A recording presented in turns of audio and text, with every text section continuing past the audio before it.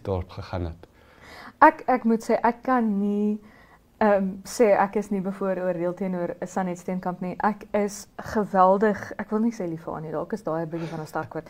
Maar sy is iemand na aan my hart. Sy's iemand, ek dink sy straal 'n passie vir onderrig en vir onderwys uit. En toe sy aangekondig is as minister, het ek ook vinnig vir haar WhatsApp gestuur en gesê ek is baie bly vir jou.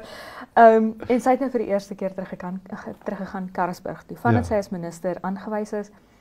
Sy is 'n boerling van Karasburg. Sy het op Karasburg groot geraak. Sy sê ook daar, dit is waar sy die eerste keer die Namma geel tee met warm melk gedrink het. Dis waar haar boeties rugby gespeel het op die grond.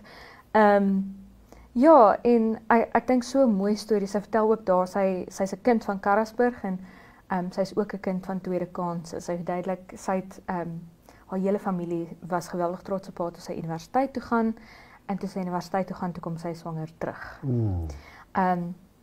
Maar wat 'n storie, om dan nou uit dit te kan sê, ek het iets van myself gemaak, jy kan ook. Daar is so baie jong meisies in Namibië wat nie net op universiteitsvlak nie, maar op skoolvlak swanger raak.